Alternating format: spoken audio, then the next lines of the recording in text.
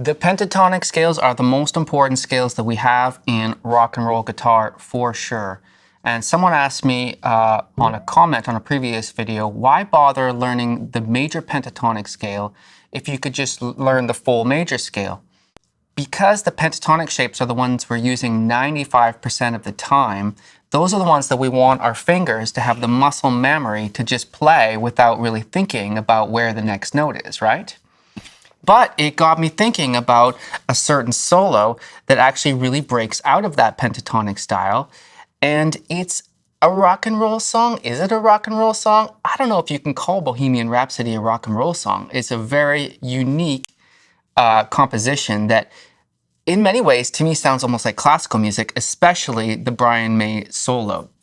So we are going to analyze that solo here for you today. So you'll learn how to play it, but more importantly, you'll learn how it was written, because as guitar players, that's what we really want to know. Like anyone can just learn, put your finger here, put your finger here, and that will get you a result. You'll be able to play the solo, yes, but you won't understand it. And you won't be able to use that knowledge later on in your own playing, say if you're writing a solo of your own or if you're improvising a solo of your own. Understanding how the greats wrote these solos helps us to become better musicians overall, right? So let's start with that first section. The first little section actually is pentatonic. After that, it's all major scale. It's full major scale. But this first section comes from what I call our easy shape. This is the easy pentatonic scale shape that we all first learn, or probably most of us first learn, right? In this case, it's E flat major pentatonic. So I can find my E flat here on the E string, 11th fret, right?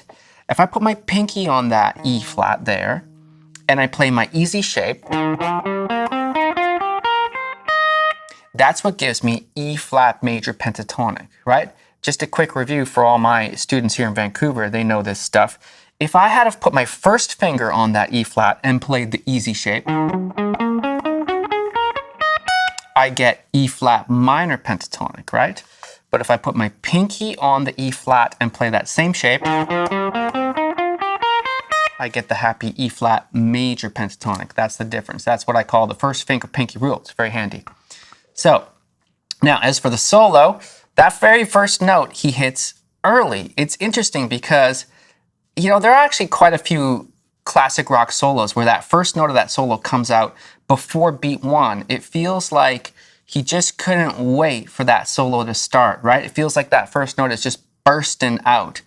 And I have a habit of doing this by accident myself, and I actually kind of hate it when I do it. But it's like I can feel, oh, here comes the solo, I gotta play it. And then, I mean, whatever solo I'm playing, that first note sometimes comes out a little early, and I'm like, just wait for the beat. But I'm not saying that this was an error of Brian May's. It's probably, let's say it was on purpose. I mean, he's a pretty great guitar player. It was probably on purpose, right? So that first lick is, again, that's right in that E flat major pentatonic, right? It's starting on this B flat note.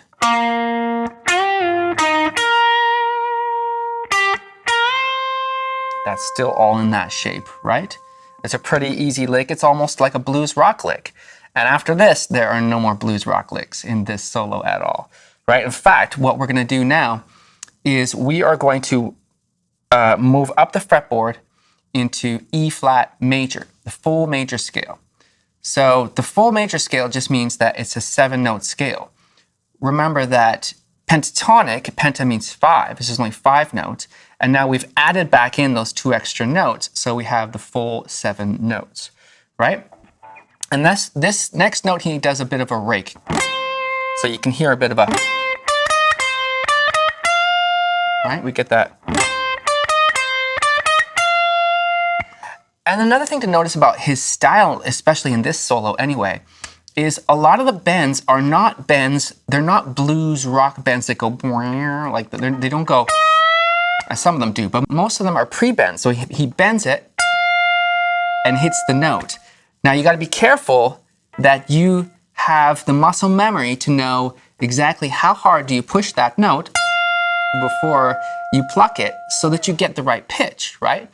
because it's supposed to be the pitch of this F. So we got to push up that E flat. Oh, so you can hear it, that one was flat. I didn't push it hard enough, right? So there's a bit of a guessing game there. And he usually adds some vibrato to it. Adding a bit of vibrato to it actually kind of helps. Because if you slightly miss the note, you kind of can't tell as much. But we'll notice that in a lot of these licks. So far, what do we have? We have the initial E flat major pentatonic lick.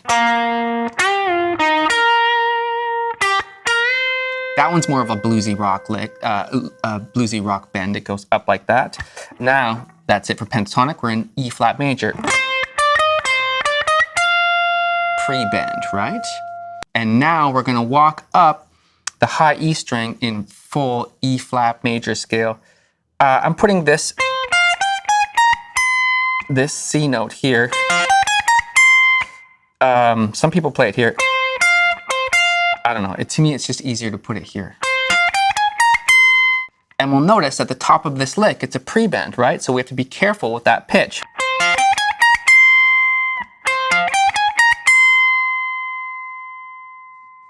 Cool. Now, after that, we're going to descend through E flat major in this pretty common E flat major shape here. What will help is if you memorize this shape, because just like we memorized the pentatonic shapes, you can memorize the major scale shapes. If you haven't memorized the pentatonic shapes, I'd recommend you do that first. And that's okay if you just memorize how this solo goes for now. And one day, once you've really mastered those pentatonic shapes, you can look at these major scale shapes. This particular major scale shape is like this. My root is right there, E flat on the B string, right? We can hear how it resolves to that note.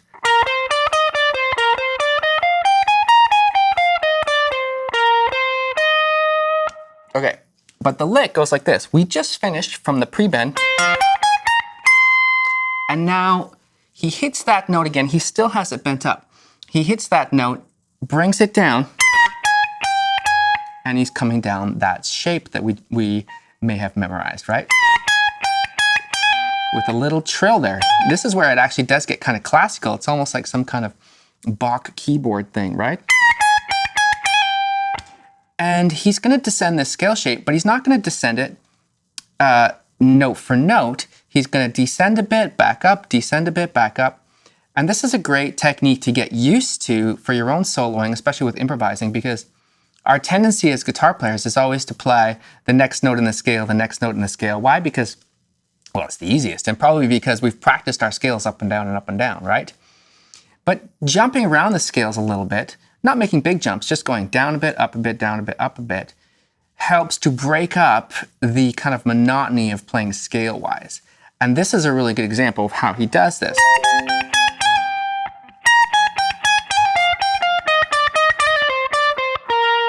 That's the whole line there. You can see he backs up to the E string again. Right?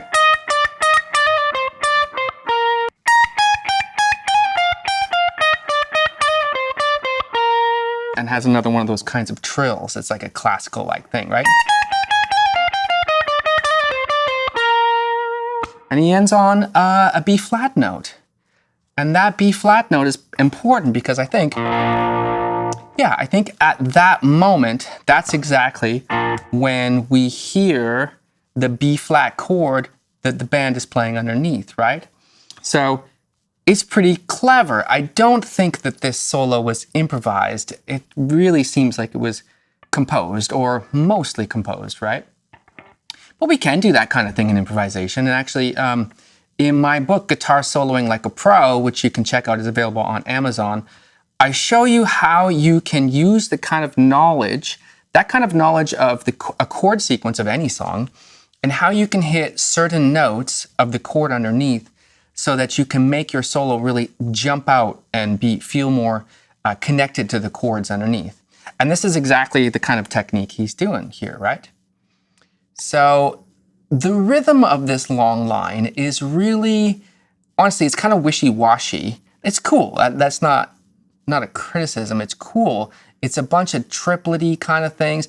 You know, I've seen lots of people try to write this little section out, and everybody writes the rhythm a little differently because, I don't know, it just floats down, right? It's pretty quick. It floats down. We don't have to worry too much about the rhythm, but we just want to make sure that it all fits in this bar. And it's quick, of course. Right? Now, we're going to stay in this shape here. We're just going to ascend the shape. Now, when we were descending, we did the down, up, down a little bit, down, up a little bit, you know, the jumping around a little bit. Now we're going to keep it simple, and he just ascends note for note the scale. Might as well, because now we just want to hear something different, right? So we go, that's just the scale shift going up, easy.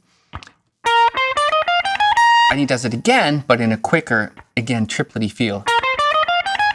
So you put them together. And then we have another one of his awesome pre-bends at the top, right?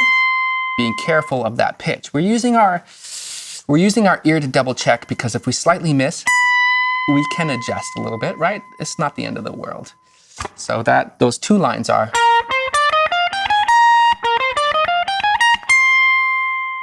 Cool.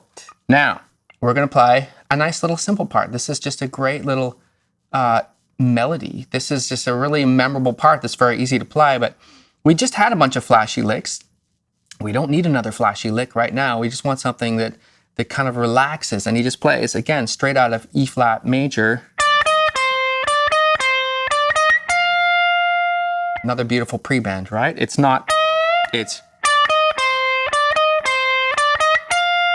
cool. Now, at this part in the solo, or in the song is about to change keys. It's about to transpose to the key of A major.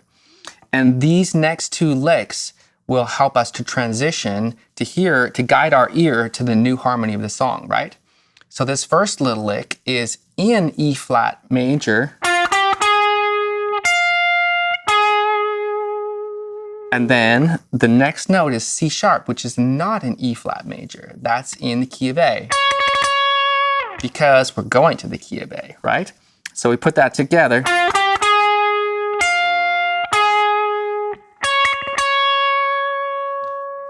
He slides that out. Some of the tabs that I've seen online will say that he slides to a specific note, like F sharp or something. But I don't think there's a specific note there. I think it's just, you just slide it out. What he's doing is he's getting down to this C sharp an octave below, which is 6th fret of the G string, right? So we do this kind of like tremolo picking thing, slide out, and get our second finger, it is important that it's your second finger, on that C sharp below. So that's, and that last little trill here, again, it's actually kind of classical now that I think of it, right? It's really quiet in the solo. You can't even really hear it. I didn't even notice it was there for a long time until one student pointed it out to me. And it's just the C sharp, hammer, half step above, pull off, back to C sharp, pull off again, and then you hit that A. So there you go. As we can tell, it is definitely not your classic blues rock solo, right?